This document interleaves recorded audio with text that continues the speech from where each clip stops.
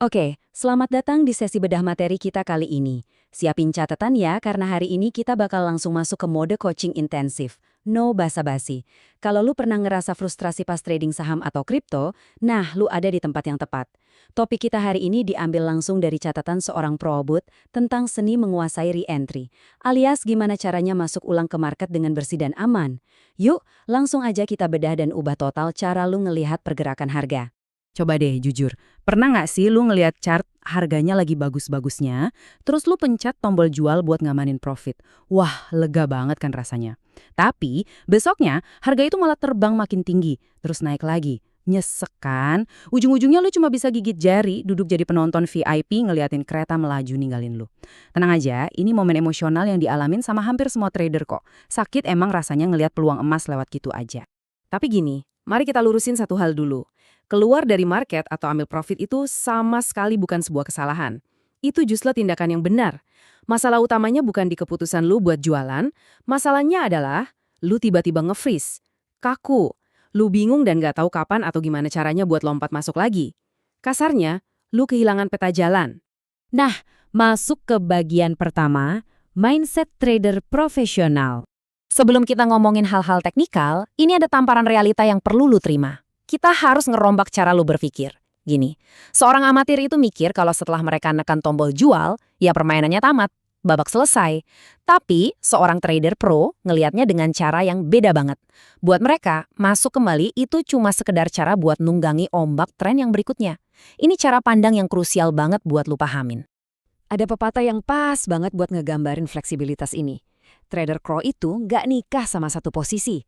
Mereka masuk, mereka keluar, dan mereka bakal masuk lagi tanpa ragu sedikit pun selama tren harganya masih hidup. Nggak ada tuh baper atau ikatan emosional. Yang ada cuma eksekusi yang disiplin.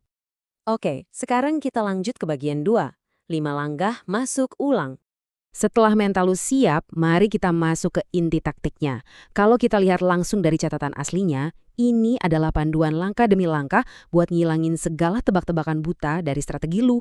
Kita bakal bedah satu-satu, biar lu bisa langsung praktekin hari ini juga.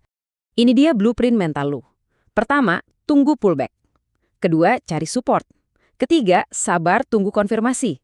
Keempat, manfaatin breakout kalau kondisinya butuh. Dan kelima, selalu mulai dengan entry kecil. Ingatin terus 5 langkah ini, karena ini bakal jadi sabuk pengaman lu di market. Kita mulai dari aturan pertama, dan ini yang paling penting. Jangan pernah FOMO.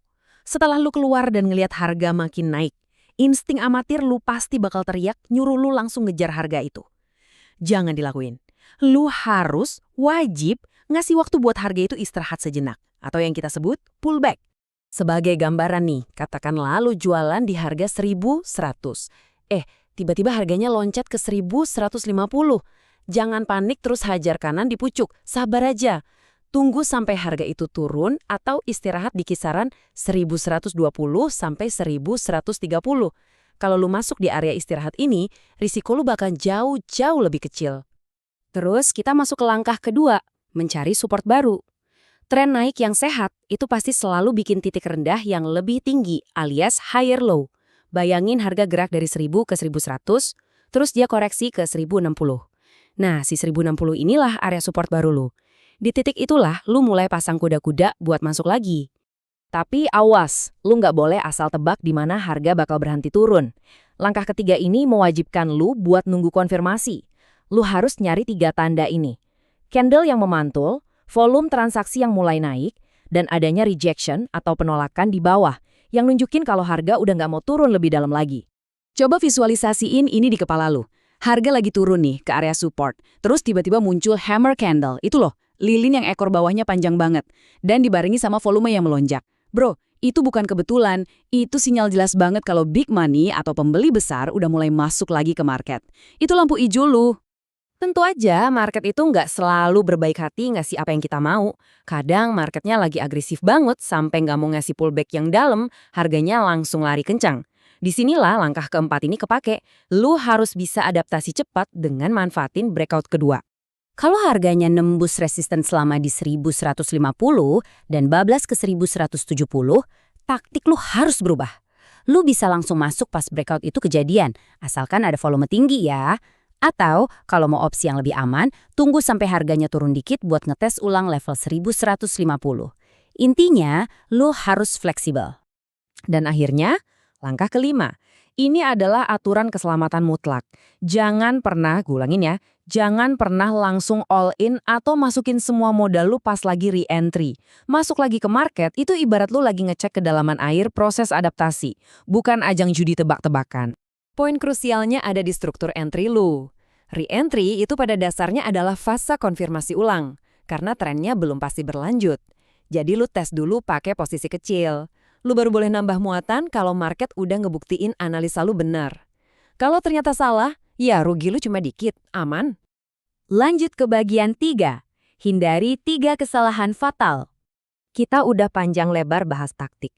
Tapi dengar ya, taktik secanggih apapun di dunia ini nggak bakal ada gunanya kalau pikiran lo sendiri yang nyabotase lo. Mari kita cek kesehatan psikologis lo. Ini bukan sekedar teori di atas kertas. Ini jebakan nyata yang tiap hari makan korban di market.